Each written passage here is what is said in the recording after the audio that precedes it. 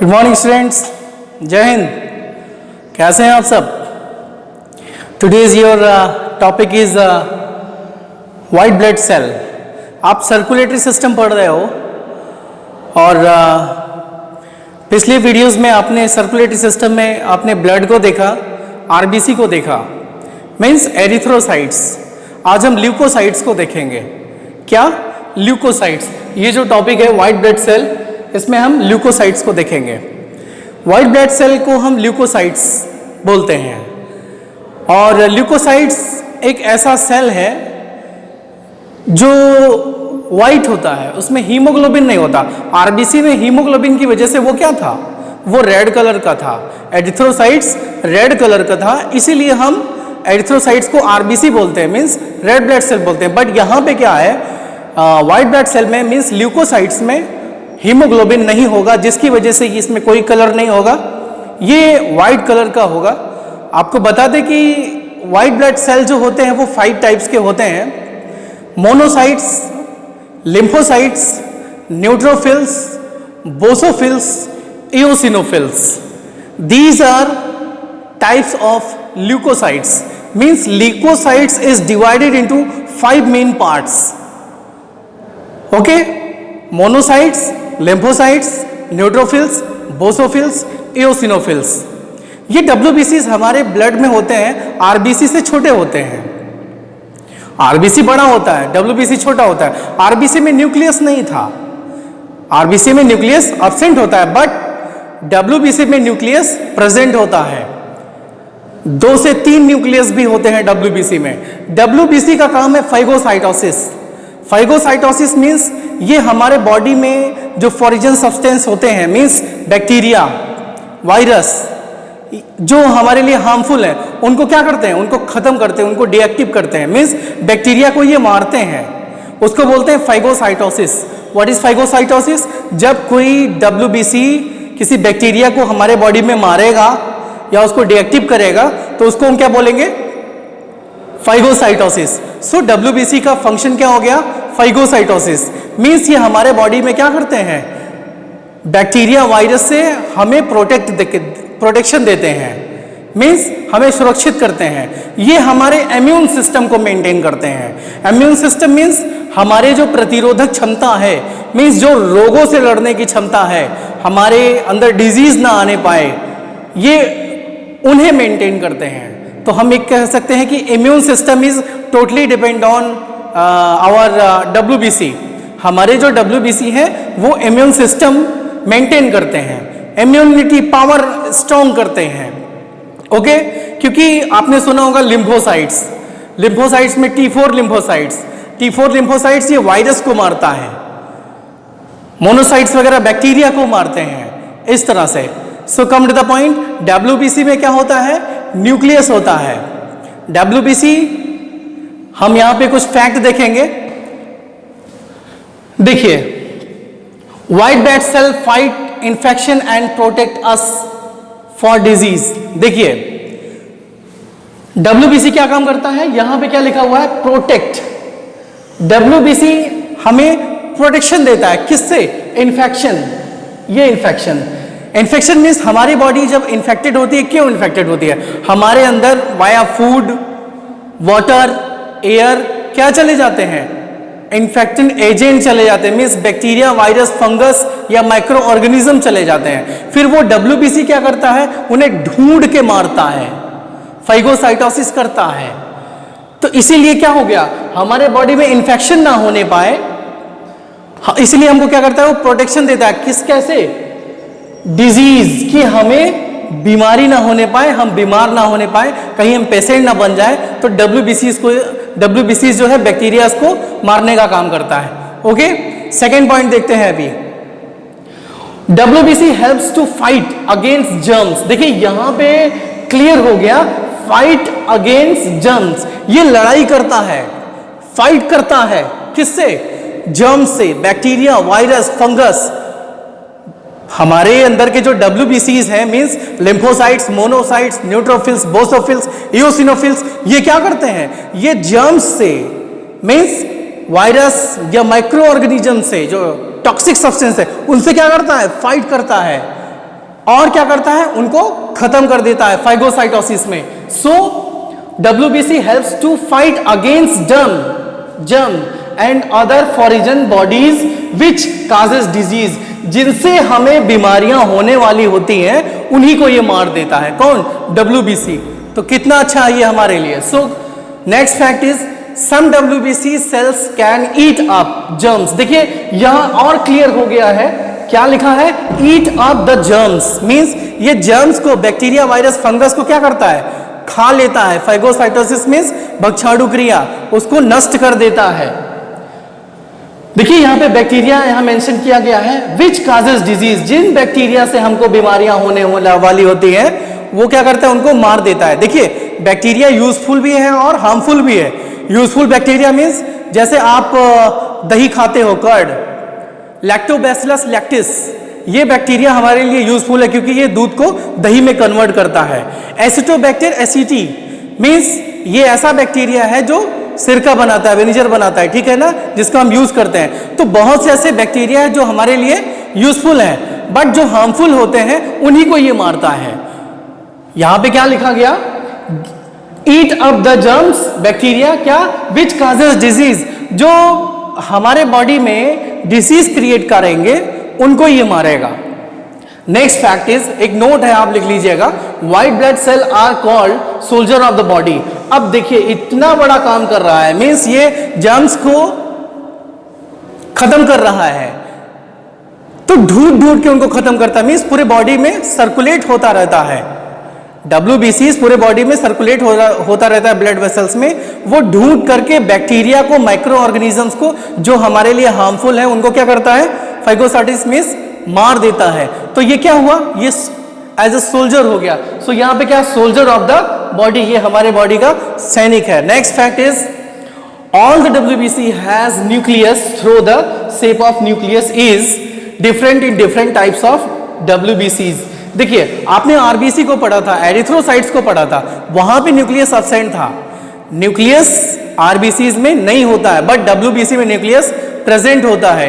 एक या दो या फिर 3 न्यूक्लियस भी हो सकते हैं यहाँ पे। सो न्यूक्लियस यहाँ क्या होता है? प्रेजेंट होता है। Next fact is types of WBC means leucocytes. आप WBC को ल्यूकोसाइट्स बोलोगे, RBC का क्या नाम था? एरिथ्रोसाइट्स। नेक्स्ट आप ब्लड सेल पढ़ोगे, प्लेटलेट्स, उसका नाम होगा thrombocytes. Okay, so come to the point, types of leucocytes, monocytes, lymphocytes, neutrophils, basophils, eosinophils, these are types of leucocytes. So आप यहां फिगर स्ट्रक्चर देख पा रहे हो, ये मोनोसाइट्स आप देख पा रहे हो, ये सबसे बड़ा WBC होता है। मोनोसाइट्स जो है इसकी लाइफ स्पेन भी बहुत ज्यादा होती है, मींस सबसे लंबे समय तक यही जीता है। हालांकि ये तभी मैन्युफैक्चर होंगे बॉडी में, प्रिपेयर होंगे बॉडी में, जब हमारे अंदर कोई बैक्टीरिया, वायरस या फंगस जाएगा या कोई माइक्रो ऑर्गेनिज्म जो हमारे लिए हार्मफुल है वो जाएगा, तभी ये आएगा, अदरवाइज ये नहीं आएगा। क्योंकि अगर ये देखिए WBC की अगर हमारे बॉडी में कमी हो गई तो क्या होगा? ल्यूकोपीनिया, एक डिजीज है, ल्यूकोपीनिया हो जाएगा। और अगर ये ज्यादा भी हो गया, मींस माइक्रो ऑर्गेनिज्म हमारे बॉडी में आए भी नहीं, ये WBC अपने आप बन गया। तो WBC का काम होता है कुछ ना कुछ खाना, मींस किसी न किसी चीज को ये खाएगा, खत्म करेगा। तो जब हमारे बॉडी में माइक्रो ऑर्गेनिज्म है ही नहीं, फिर भी ये बन गया, तो ये क्या करता है? RBCs को ही खाने लगता है। उस समय की डिजीज को हम क्या बोलते हैं? कंडीशन को ल्यूकोसाइटोसिस। क्या बोलेंगे? ल्यूकोसाइटोसिस। अगर WBC ज्यादा हो गया तो ल्यूकोसाइटोसिस, अगर WBC की कमी हो गई तो क्या? ल्यूकोपीनिया। जैसे आपने RBC में देखा था, RBC की कमी हो गई तो एनीमिया, अदरवाइज अगर ज्यादा हो गया RBC तो पॉलीसाइथीमिया। तो आपको 4 डिजीज मिल गया है WBC RBCs में। कौन कौन से? एनीमिया, पॉलीसाइथीमिया, ल्यूकोपीनिया, ल्यूकोसाइटोसिस, याद रखिएगा। So types of WBCs, monocytes, lymphocytes, neutrophils, basophils, eosinophils. आप देख पा रहे हैं जितने भी यहाँ पे WBCs हैं सब में क्या है? सेल, न्यूक्लियस है, वहां न्यूक्लियस, इधर न्यूक्लियस। न्यूट्रोफिल में देखिए 1 to 3 न्यूक्लियस, बोसोफिल्स में 2 न्यूक्लियस, इओसिनोफिल्स में 2 न्यूक्लियस। और देखिए यहाँ पे हम WBCs को 2 कैटेगरी में डिवाइड कर सकते हैं। कैसे? यहाँ पे आप देख पा रहे होगे सेल के साइटोप्लाज्म में यहाँ कोई ग्रैनुअल स्ट्रक्चर नहीं है, मींस ये अनग्रैनुअल WBCs हैं, और ये देखिए यहाँ पे ग्रेनुअल स्ट्रक्चर है यहाँ के साइटोप्लाज्म में, तो ये ग्रेनुलोसाइट्स हो जाएगा। So WBC is divided into two main parts, granulocytes and agranulocytes, means जिसमें ये ग्रेनुअल स्ट्रक्चर होंगे, दानेदार स्ट्रक्चर होगा, उसको हम एक ग्रुप में कर देंगे। मींस ये जो न्यूट्रोफिल्स, बोसोफिल्स, इओसिनोफिल्स है, ये एक ग्रुप में आ जाएगा। और ये दूसरा ग्रुप क्या हो गया, जिसके साइटोप्लाज्म में कोई ग्रेनुअल या दानेदार कोई स्ट्रक्चर नहीं है, वो हम इसको यहां पे डिवाइड कर देंगे। मोनोसाइट्स, लिम्फोसाइट्स एक ग्रुप में हो जाएगा। Next one is neutrophils, basophils, eosinophils, ये एक ग्रुप में हो जाएगा। So come to the point, आपने देखा WBCs क्या है। WBCs हमारे ब्लड में फ्लो होते रहते हैं, ब्लड के प्लाज्मा में फ्लो होते रहते हैं, जैसे RBC फ्लो होता रहता है, लेकिन RBC की परसेंटेज ज्यादा होती है, WBC बहुत कम होता है। ये तभी मैन्युफैक्चर होता है जब हमारे बॉडी में कोई जर्म्स आ जाते हैं। Okay, so the next topic is platelets. You know platelets means thrombocytes, RBC erythrocytes, WBC leukocytes, and platelets is thrombocytes. Thrombocytes ये प्रोथ्रोम्बिन प्रोटीन का बना होता है। किसका बना होता है? प्रोथ्रोम्बिन। प्रोथ्रोम्बिन एक प्रोटीन है, कॉम्प्लिकेटेड प्रोटीन है प्रोथ्रोम्बिन। देखिए एक प्रोटीन हिपैरिन है, क्या है? हिपैरिन, और एक प्रोथ्रोम्बिन, दोनों लीवर में फॉर्मेशन होते हैं। कहाँ होते हैं ये दोनों प्रोटीन? कहाँ बनते हैं? लीवर में। एक्चुअली हमें यहाँ प्रोथ्रोम्बिन से मतलब है, जैसे हमारे बॉडी में कहीं कट लग जाए, मीन्स अगर यहाँ पे हमारे कट लग गया तो ब्लड बाहर निकलने लगेगा, मीन्स जो रेड कलर का फ्लूइड है वो बाहर निकलने लगेगा, वही है ब्लड। तो वो ज़्यादा बाहर ना निकल जाए, क्या करता है, जैसे सपोज दैट ये हाथ है, देख पा रहा होगा आप लोग को, यहाँ पे अगर कट लग गया तो जो ये आर्टरी जो ब्लड को लेके आ रहा होता है, कट लगने की वजह से ब्लड यहाँ से जो है इस तरह से बाहर आने लगता है ना। तो ये ब्लड बाहर ना निकले, यहाँ पे क्या होता है 3 to 4 मिनट, 3 से 4 मिनट का समय लगता है। ये क्या करेगा, इसको क्लॉट कर देगा, मीन्स जमा देगा, इसको ब्लॉक कर देगा जहां से ब्लड निकल रहा होगा। तो जब इसको ये ऐसे ब्लॉक कर देगा, थक्का बन जाएगा जब इसका, तो ब्लड का बाहर आना बंद हो जाएगा। तो ये तो बहुत इंपॉर्टेंट है कि कहीं से भी अगर ब्लड निकल रहा है तो उसको जो है क्लॉटिंग कर देना, उसको जमा देना, उसका थक्का बना देना, जिससे ब्लड ज्यादा बाहर ना निकल पाए। सो कम टू द पॉइंट, ये प्रोथ्रोम्बिन के कारण ही संभव हो पाता है। तो प्रोथ्रोम्बिन का काम ही होता है ब्लड को क्लॉट करा देना। ब्लड क्लॉटिंग का मतलब क्या होता है, जैसे ये आपके वेसल्स हैं, ये वेसल्स हैं, RBCs जो है इस तरह से उसमें घूम रहे होते हैं, ये RBCs हैं, देखिए प्लाज्मा में इस तरह से RBCs जा रहे होते हैं। तो ये RBCs क्या होते हैं, इकट्ठा होते हैं। ये RBCs जैसे यहाँ पे ऐसे कट लग गया, यहाँ ऐसे खुल गया, तो ये RBCs यहाँ से क्या होंगे, ऐसे बाहर निकलने लगेंगे और प्लाज्मा के साथ तो ब्लड बाहर आने लगेगा। तो अभी क्या होगा, ये RBCs क्या होते हैं, ऐसे इस तरह से इकट्ठा हो जाते हैं। इकट्ठा होने के बाद क्या करेंगे, ये जैसे एक RBC गोल होता है ना, ऐसे गोल होता है, RBC के ऊपर RBC ऐसे चिपकने लगते हैं, उसको बोलते हैं रूलो फॉर्मेशन। क्या बोलेंगे, रूलो फॉर्मेशन। इस तरह से RBC के ऊपर RBC चिपक करके इस कटे हुए जो कट लगा हुआ है उस प्लेस पे क्या करेंगे, उसको ब्लॉक कर देंगे, तो रूलो फॉर्मेशन होगा। कौन बनाएगा, RBC चिपकेंगे उसमें। कौन उसको चिपकवाएगा, प्रोथ्रोम्बिन। प्रोथ्रोम्बिन प्रोटीन के कारण RBC चिपकने लगते हैं, जो ब्लड बाहर निकल रहा होता है वो ब्लॉक हो जाता है, वो बंद हो जाता है, जिससे सेफ्टी मिलती है। सो प्रोथ्रोम्बिन क्या बनाया हुआ है, थ्रोम्बोसाइट्स। क्या बनाया हुआ, थ्रोम्बोसाइट्स। थ्रोम्बोसाइट्स मीन्स ये प्लेटलेट्स जो हम पढ़ रहे हैं, ये it's a type of blood corpuscles. Okay, इसमें न्यूक्लियस नहीं होता। सो हम इसके फैक्ट देख लेते हैं अभी। Platelets are tiny fragments of special cell formed in the bone marrow. ये जो है बोन मैरो में, जैसे RBC बोन मैरो में फॉर्मेशन हो रहा था बोन्स के कैविटी में, ये भी बोन मैरो में फॉर्मेशन होता है इसका, ठीक है ना। So come to the point, next fact is platelets do not have nuclei, means platelets में न्यूक्लियस नहीं होता है, प्लेटलेट्स में न्यूक्लियस नहीं होता है। देखिए आरबीसी में भी न्यूक्लियस नहीं था लेकिन वो सेल था, लेकिन ये एक ऐसा सब्सटेंस है मान लीजिए आप कि यहाँ पे कोई न्यूक्लियस नहीं है। सो नोट है platelets help in the coagulation of blood clotting.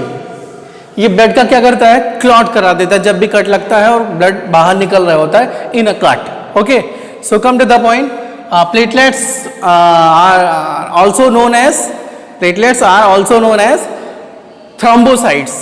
thrombocytes prothrombin protein से बना हुआ है। प्रोथ्रोम्बिन क्या करता है, रूलो फॉर्मेशन करता है, जिससे आरबीसीज क्या होते हैं, कोलैप्स चिपक के क्या करते हैं, उस लीकेज वाले प्लेस को ब्लॉक कर देते हैं, जिससे, और ये जो फंक्शन होता है प्लेटलेट्स का, ये 3 to 4 मिनट, इसको आप 5 भी कर सकते हो, 3 to 5 मिनट में ये होना चाहिए। अगर ये नहीं हो रहा है तो डिजीज है, जो एक जेनेटिक डिजीज है, हेरिडिटिकल है।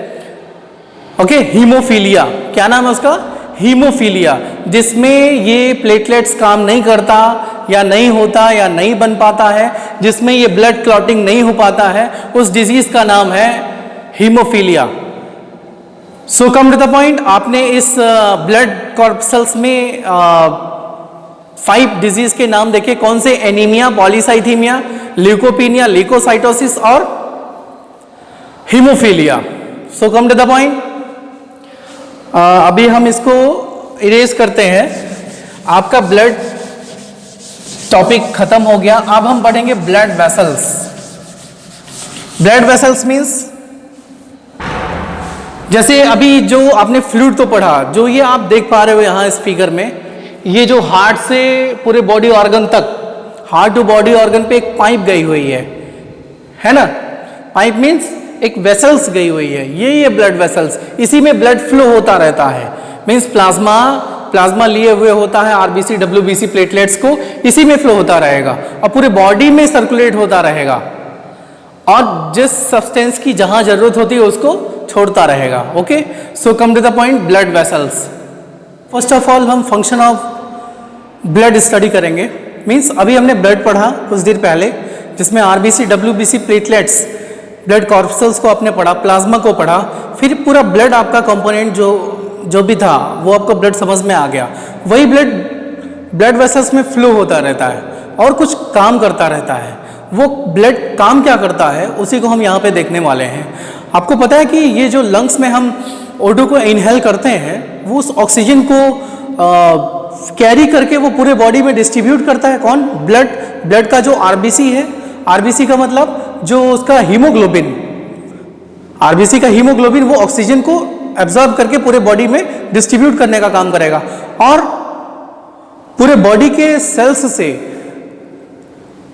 CO2 को एब्जॉर्ब करके फिर लंग्स में लाने का काम करेगा। Means transportation of O2 and CO2, oxygen और कार्बन डाइऑक्साइड का ट्रांसपोर्टेशन करेगा। आपको पता है प्योर ब्लड क्या है और इम्प्योर ब्लड क्या है, what the differences between pure blood and impure blood, आपको पता है?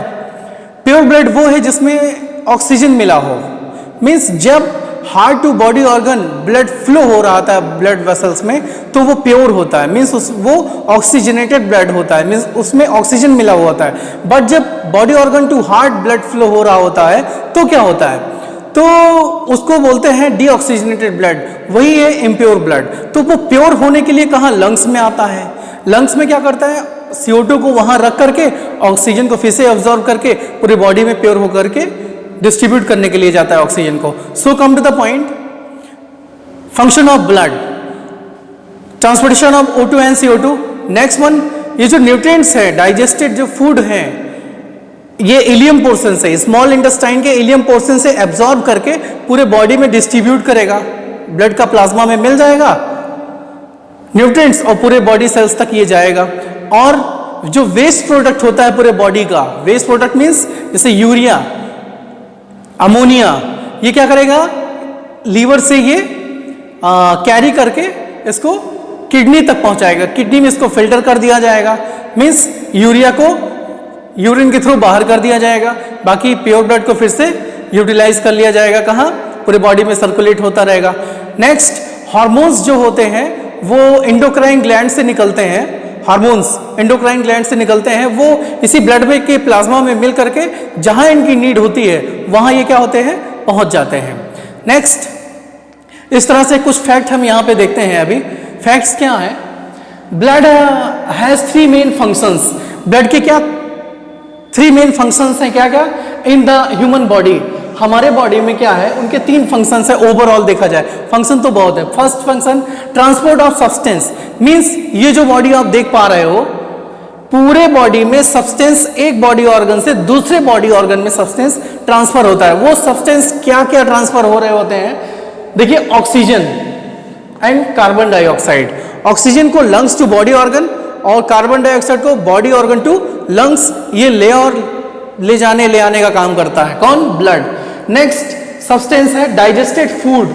डाइजेस्टेड फूड मींस न्यूट्रिएंट्स, जो न्यूट्रिएंट्स जैसे हमने जो भी फूड सब्सटेंस खाया होता है, बैलेंस डाइट खाते हैं हम लोग, जो उसमें protein, carbohydrate, vitamin, fat, mineral, ये सब न्यूट्रिएंट्स होते हैं, उनको एब्जॉर्ब करके इंटेस्टाइन से पूरे बॉडी के सेल्स में डिस्ट्रीब्यूट करना, जिससे सेल्स उसका यूटिलाइज कर सकें और एनर्जी मिल सके उनको। Next substance is waste product. जो वेस्ट प्रोडक्ट है जैसे यूरिया, अमोनिया, नाइट्रोजनस सब्सटेंस, इनको पूरे बॉडी से कलेक्ट करके इनको एक्सक्रीटरी ऑर्गन तक ये क्या करता है, लेके जाता है, वहां पे इनको फिल्टर किया जाता है। नेक्स्ट हार्मोन, एंडोक्राइन ग्लैंड से हार्मोन निकलता है और जहां इनकी नीड होती है वहां इनको वो पहुंचाने का काम करेगा। Next is enzyme, you know enzyme को भी ये अपने अंदर फ्लो कराता रहता है। नेक्स्ट आयंस भी होते हैं, है मैग्नीशियम, कैल्शियम, इस तरह के।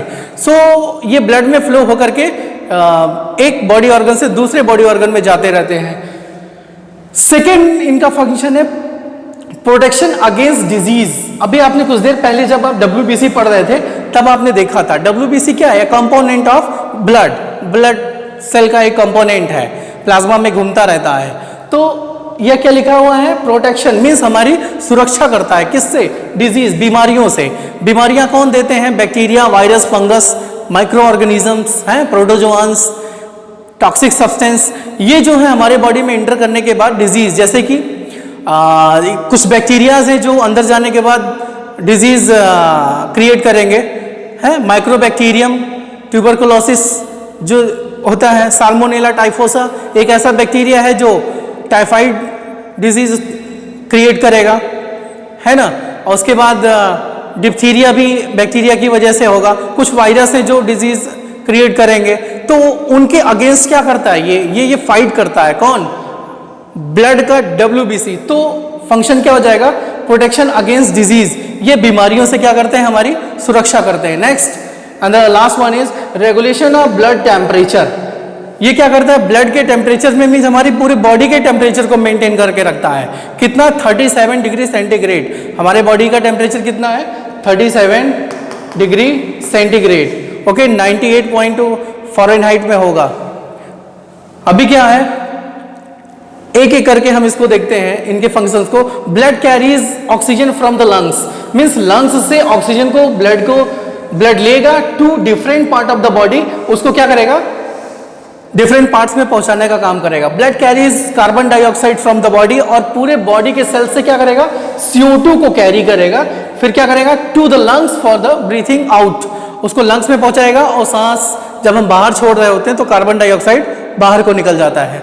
Next fact is blood carries digested food from small intestine to the all parts of the body, means small intestine के इलियम पार्ट्स है, you know small intestine divided into 3 main parts, याद है आपको, duodenum, jejunum, ilium.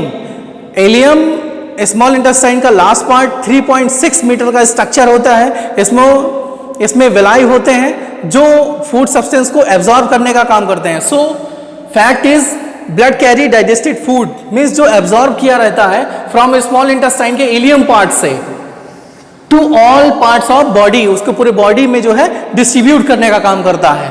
Next fact, blood carry hormones from the endocrine gland. You know endocrine gland is divided into 2 main parts, endocrine and exocrine. Exocrine glands में enzymes बनेंगे, exocrine glands में enzymes बनेंगे और endocrine gland में hormone बनेंगे।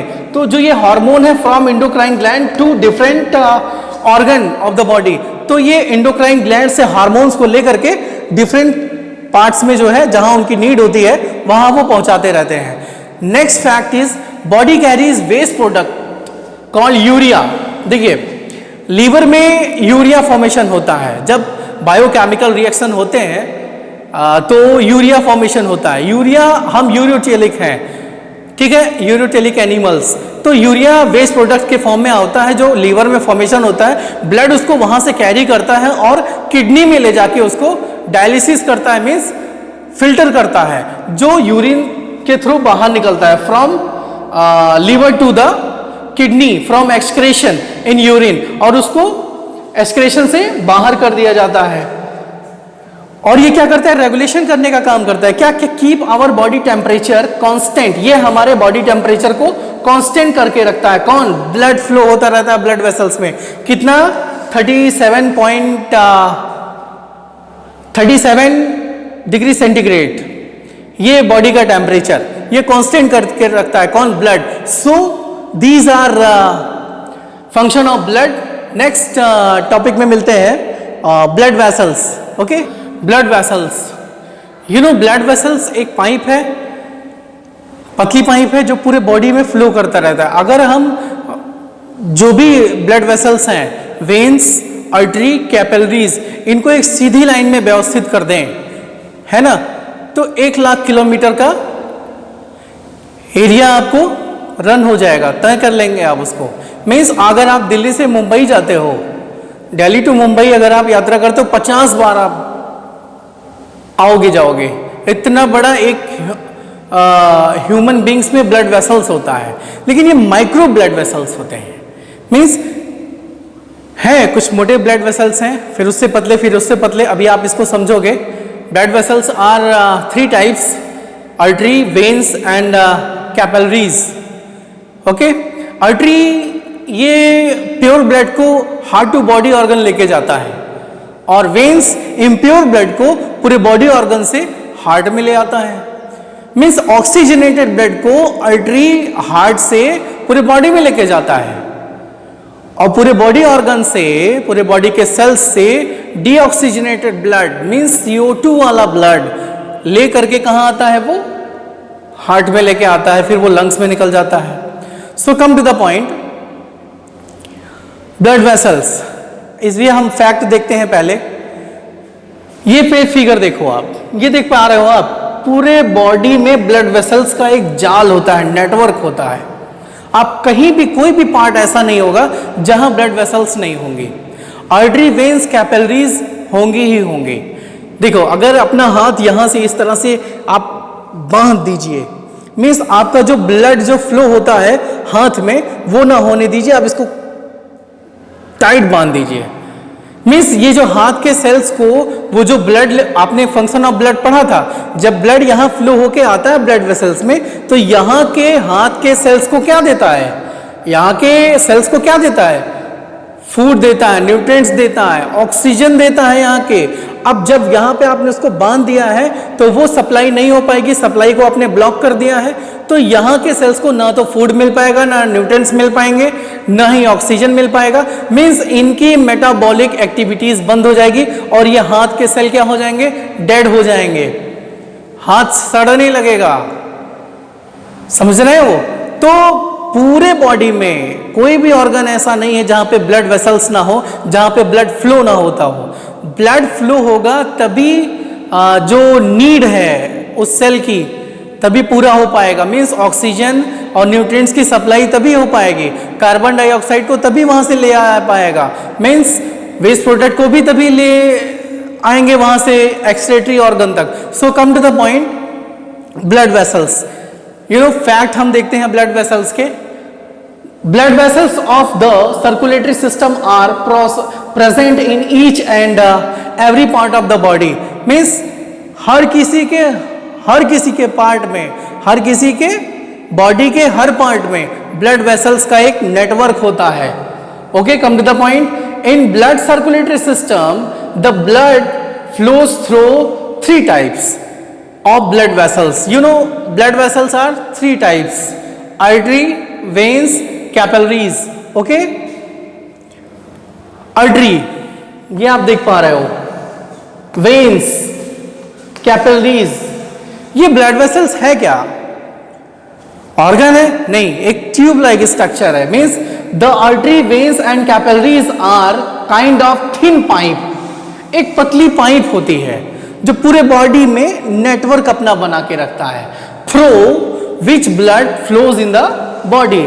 उस blood vessels में, means artery में, वेन्स में, कैपिलरीज में ब्लड फ्लो होता रहता है, पूरे बॉडी में सर्कुलेट करता रहता है blood. Okay, artery are thick walled blood vessels which carry blood from the heart to the all part of the body. अब हम यहाँ थोड़ा क्लासीफाई करते हैं ब्लड वेसल्स को। जैसे सपोज दैट ये आप बॉडी देख पा रहे हो, इसमें रेड कलर के जो ब्लड वेसल्स हैं वो आर्टरी हैं, बाकी ये जो ब्लू कलर का जो ब्लड वेसल्स दिखाई दे रहा है ये क्या है? वेन्स है। आर्टरी में प्योर ब्लड सप्लाई होता है और वेन्स में इम्प्योर ब्लड सप्लाई होता है। आर्टरी का जो ब्लड सप्लाई का जो रेशियो होता है वो प्रेशर में होता है। अभी आप धीरे धीरे समझोगे। वेन्स जो है बॉडी ऑर्गन से ब्लड को हार्ट की तरफ ले जाता है और आर्टरी जो है heart to body organ blood को जो है फ्लो कराता है। सो अब यहाँ फिगर देखिए, जैसे सपोज दैट आप यहाँ इस आर्टरी को यहाँ से काट लीजिए। काटने के बाद हम देखते हैं कि किस तरह से ये फंक्शनाइज करता है। ये सपोज दैट ये आर्टरी है, यहां से ये आर्टरी आया। आर्टरी क्या है? पाइप है।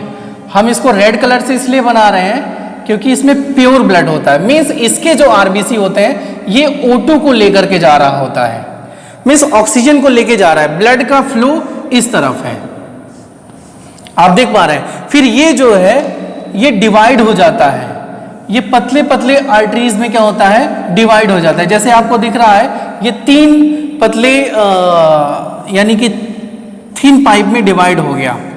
पहले ये देखिए मोटा था आर्टरी, फिर ये और पतला हो गया, फिर ये इस और पतले भाग में डिवाइड हो जाता है। ये इस तरह से आप देख पा रहे हो।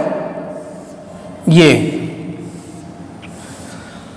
आपने देखा ये जो आर्टरी है ये हार्ट से निकलने के बाद ये जैसे जैसे बॉडी ऑर्गन में जाएगा ये इसमें डिवाइड होता जाएगा। फिर पहले मोटा रहेगा, फिर पतला, फिर और पतला, इस तरह से। फिर आप देखोगे ये इधर से देख लीजिए, ये वेन्स है। सपोज दैट ये वेन्स है। आपको पता है वेन्स में डीऑक्सीजनेटेड ब्लड फ्लो होता है, मींस इस ब्लड में CO2 मिला होगा और ब्लड का फ्लो जो है ये इधर को है। अभी आप देखना जो आर्टरी होता है वो वेन्स से कनेक्टेड होता है थ्रू कैपिलरीज।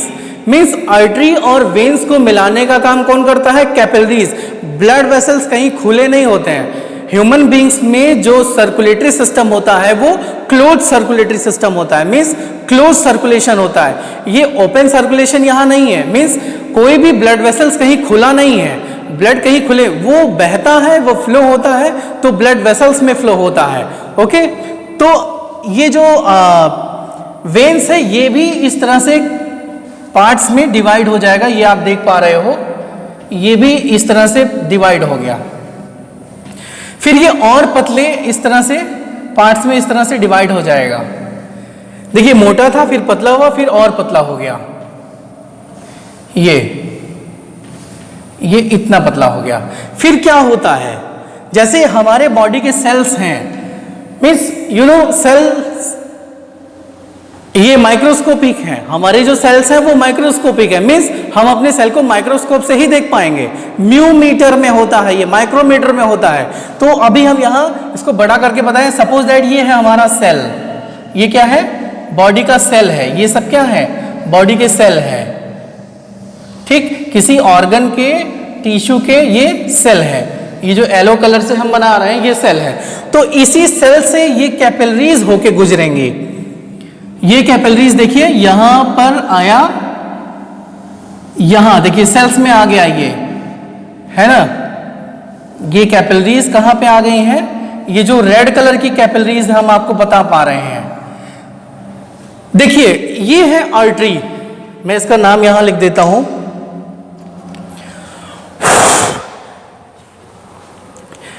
ये जो है, ये जो ब्लू कलर से है ये वेन्स है। ये क्या है?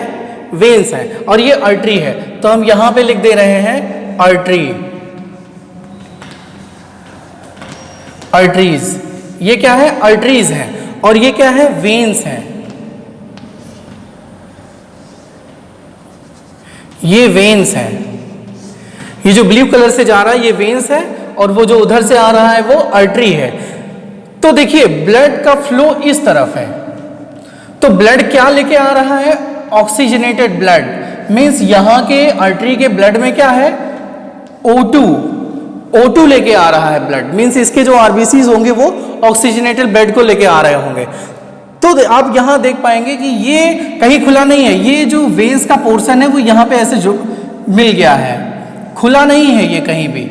इस तरह से आप देख पा रहे होंगे ये।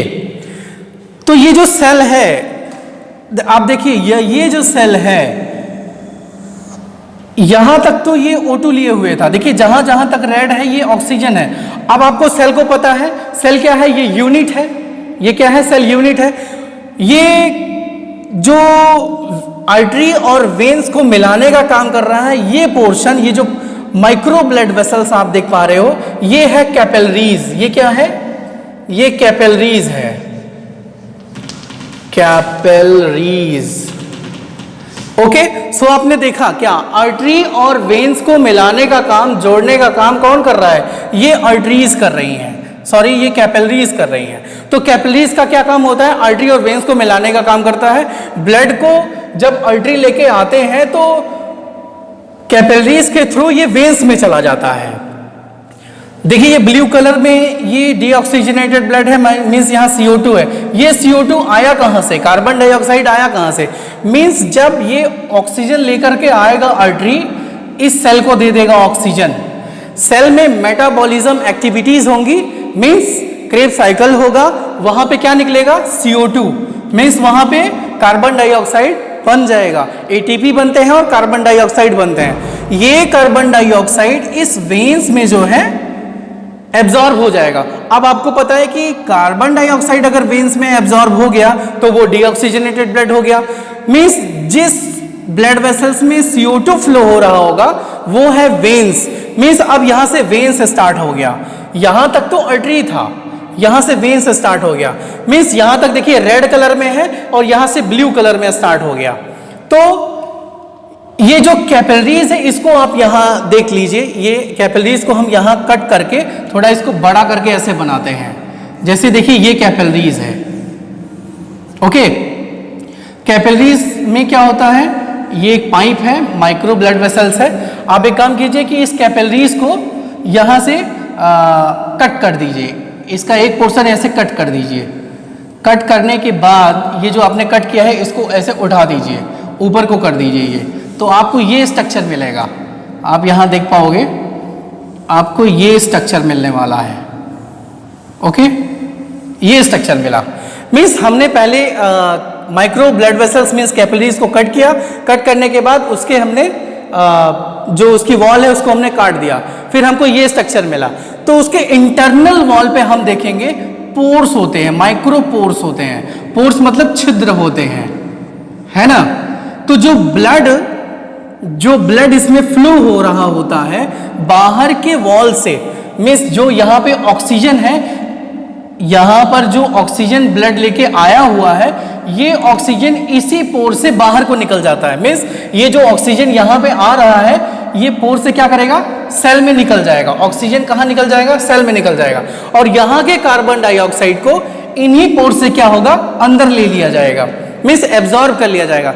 मीन्स किसी भी सब्सटेंस का आवागमन ब्लड में, जैसे ब्लड में ऑक्सीजन मिलाया जाएगा, CO2 मिलाया जाएगा, फूड सब्सटेंस मिलाए जाएंगे, तो कहाँ मिलाए जाएंगे? ना तो आर्टरी में मिलाए जाएंगे ना वेन्स में मिलाए जाएंगे। कहाँ मिलाए जाएंगे? कैपिलरीज में मिलाए जाएंगे। क्योंकि ब्लड का कांटेक्ट अगर किसी से होना है तो वो कैपिलरीज में ही होगा, क्योंकि कैपिलरीज के वेसल्स में ये माइक्रोपोर्स होते हैं, वहीं से ब्लड में कोई भी सब्सटेंस इंटर करता है। तो ये व्यवस्था ना तो आर्टरी के पास में है और ना ही वेन्स के पास में होता है। So come to the point. तो ये कैपिलरीज क्या करेंगी? कैपिलरीज ऑक्सीजन को सेल में रख देंगी और सेल के CO2 को लेकर के डीऑक्सीजनेटेड ब्लड ये वेन्स में कन्वर्ट होकर के मोटे वाले वेन्स में चले जाएंगे। और ये फिर कहाँ चला जाता है? ये चला जाता है हार्ट में। और हार्ट से फिर लंग्स में जाता है, लंग्स में प्योर ब्लड बन के मीन्स ऑक्सीजन को लेकर के फिर हार्ट में आकर के हार्ट से फिर पूरे बॉडी में डिस्ट्रीब्यूट होता है, फिर ये ऑक्सीजन को लेके आता है। मीन्स ब्लड जो है इम्प्योर कहां हो रहा है? बॉडी ऑर्गन में। मीन्स जो हमारे बॉडी ऑर्गन है, जैसे आप यहां देख पाओगे ये जो रेड कलर का है ये ब्लू कलर में कन्वर्ट हो गया, फिर ये वापस चला गया। हार्ट से रेड कलर का ब्लड वेसल्स आएगा और ब्लू कलर से वापस चला जाएगा वेसल से, मीन्स आर्टरी से आएगा, वेन्स से वापस चला जाएगा। ओके, तो पूरे बॉडी में, पूरे बॉडी ऑर्गन में वहां के सेल्स में ब्लड जो है इम्प्योर होता है, मीन्स वहां में ऑक्सीजन मिलता है। और प्योर कहां पे होता है? लंग्स में जब जाएगा तो वहां के कैपिलरीज से ऑक्सीजन को एब्जॉर्ब किया जाएगा, CO2 को वहां रखा जाएगा तो वो प्योर हो जाएगा। मीन्स ब्लड जो है वो लंग्स में प्योर होता है और बॉडी ऑर्गन में इम्प्योर होता है। प्योर ब्लड यानी ऑक्सीजनेटेड ब्लड आर्टरी में फ्लो होता है। ये देखिए ब्लड का फ्लो इस तरफ है, artery to veins. Pure blood आता है, बॉडी ऑर्गन में इम्प्योर हो जाता है, इम्प्योर फिर वेन्स से चला जाता है हार्ट में। तो आप ये देख पाओगे, जैसे यहां पे लिखा है आर्टरी आर थिक वॉल। अब देखिए आर्टरी और वेन्स में कुछ आपको डिफरेंस देखने को मिलेंगे।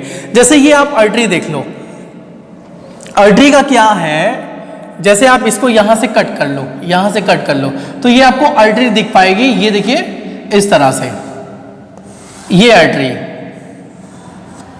देखा आपने। अगर इसी चीज को वेन्स को आपको देखोगे, वेन्स को अगर आपको देखना है तो वेन्स को आप यहां से कट करो, वेन्स को आप यहां से कट करो ऐसे, तो आपको ये ऐसे दिख पाएगा, ये ऐसे, ये इस तरह से आप देख पा रहे हैं। तो ये इसको आप पहले देखिए, फिर यहां पे देखिए। मीन्स यहां पे क्या देख रहा है? जो इसकी कैविटी होती है, जो वेन्स में जो कैविटी होती है वो देखिए ब्रॉड है और यहां पे नैरो है। मीन्स जो आर्टरी की जो वॉल होती है वो बहुत मोटी होती है ना। ये आर्टरी की वॉल मोटी, इसकी जो कैविटी है बहुत पतला होता है। ओके, जबकि वेन्स में जो है उसकी वॉल क्या है? बहुत पतली है, आर्टरी से तो बहुत पतली है। मीन्स इसके पास नैरो कैविटी नहीं है, ब्रॉड कैविटी है। ओके, किसके पास? वेन्स के पास में। सेकेंड थिंग इज, देखिए हम ब्लड वेसल्स के वॉल को टूनिका बोलते हैं। क्या बोलते हैं? Tunica. Tunica externa, tunica interna, tunica media. Means ये बाहर की दीवार, अंदर की दीवार, ये मध्य दीवार। तो टूनिका जो मीडिया है वो मोटी होती है आर्टरी में, और टूनिका मीडिया जो होता है, मतलब जो बीच में होता है, वो बहुत पतला होता है, मोटा नहीं होता है। ओके, आर्टरी में जो है वॉल्व नहीं पाए जाते हैं, आर्टरी में वॉल्व नहीं पाए जाते, वेन्स में वॉल्व पाए जाते हैं। इस तरह से हाफ मून शेप में वॉल्व पाए जाते हैं। क्योंकि आपको पता है क्या, देखिए जैसे अगर आपको जैसे मान लीजिए ये कोई बर्तन है, इसमें आपने पानी भर के रखा हुआ है। अगर आप एक पाइप यहां ऊपर को ऐसे लगाओगे तो बिना प्रेशर के तो पानी ऊपर को जाएगा नहीं, लेकिन यही पाइप अगर आप नीचे लगा दोगे तो पानी जो है अपने आप नीचे को आ जाएगा, क्योंकि जो फ्लूइड होता है वो नीचे ग्रेविटी की तरफ फ्लो होता है। तो जैसे बॉडी में जो हार्ट है वो यहां है, हार्ट ने तो फ्लो कर दिया प्रेशर से, हार्ट ने क्या किया? बॉडी में ब्लड को फ्लो कर दिया। लेकिन कोई पैर में तो हार्ट है नहीं कि वहां से भी प्रेशर दिया जाएगा और फिर वापस हार्ट में वो ब्लड चला आएगा, ऐसा तो है नहीं। तो होता क्या है कि बीच बीच में वॉल्व लगे होते हैं। जैसे सपोज दैट ये इस तरह से एक लंबी सी एक ब्लड वेसल्स है, तो ब्लड जो यहां से ऊपर को उठेगा और उसकी दीवार पतली है, तो यहां इस तरह से वॉल्व लगे होते हैं। तो वो क्या करता है? उस प्रेशर को रोक के धीरे धीरे उस इम्प्योर ब्लड को ऊपर को ले आता है। तो वेन्स में क्या होते हैं? वॉल्व होते हैं, हाफ मून शेप वॉल्व होते हैं, और आर्टरी में वॉल्व नहीं होते हैं। आर्टरी क्या करता है? Heart to body organ blood को लेके जाता है। वेन्स क्या करता है? Body organ to heart blood को लेके जाता है। आर्टरी में प्योर ब्लड सप्लाई होता है, वेन्स में इम्प्योर ब्लड सप्लाई होता है। आर्टरी की जो वॉल है वो मोटी है, वेन्स का जो वॉल है वो पतला है। आर्टरी का जो कैविटी है वो नैरो है और ब्रॉड है वेन्स का। आर्टरी जो होता है वो बोन्स के बगल से गुजरती हैं, बोन्स मतलब हड्डियों के बगल से गुजरती हैं। आर्टरी को हम नहीं देख पाएंगे, जबकि वेन्स को हम देख पाएंगे। वेन्स क्या होता है, स्किन के नीचे से जाती हैं। जैसे आपका ये हाथ है, सपोज दैट ये आपका हाथ, ये तो जो आर्टरी होगा वो, जैसे सपोज दैट ये आपका बोन है, ये ह्यूमरस बोन है और ये रेडियस और ये अल्ना, ठीक है, हाथ का। तो जो आर्टरी होगा वो जस्ट बोन के बगल से ऐसे गुजरेगा, ओके। लेकिन जो वेन्स होता है वो वापस को जब जाता है तो स्किन के नीचे से ही ऐसे जाता है, देखिए इस तरह से। मीन्स जस्ट स्किन के नीचे कौन होता है, वो वेन्स होता है, और अंदर में कौन होता है, आर्टरी होता है। जो डॉक्टर इंजेक्शन लगाता है आपके वेसल्स में, तो वो आर्टरी होता है या वेन्स होता है, वो वेन्स होता है।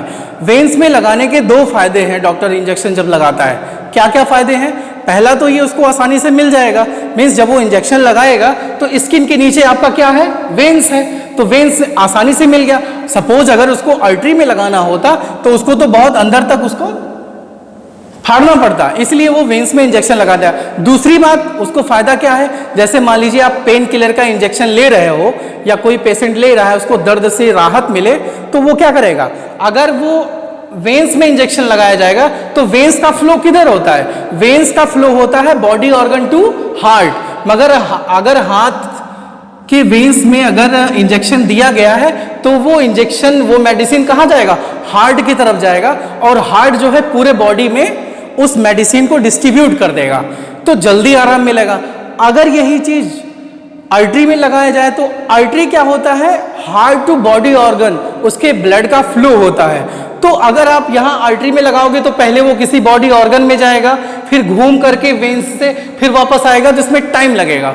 सो डॉक्टर इंजेक्शन इसलिए लगाता है कि आसानी से वेन्स उनको मिल जाते हैं और जल्दी रिलीफ मिलेगा, क्योंकि उनका फ्लो किधर होता है, हार्ट की तरफ होता है। So come to the point, आप यहाँ देखें कि ये आर्टरी और वेन्स में कुछ आपने डिफरेंस यहाँ पे देखा। हाँ, कैपिलरीज क्या है, what is capillaries, capillaries micro blood vessels हैं, माइक्रो ब्लड वेसल्स जो आर्टरी और वेन्स को मिलाने का काम, कनेक्ट करने का काम करते हैं, और इसी कैपिलरीज से जो सब्सटेंस होते हैं वो एक्सचेंज होते हैं ब्लड और बॉडी ऑर्गन के बीच में, सेल के बीच में, ओके।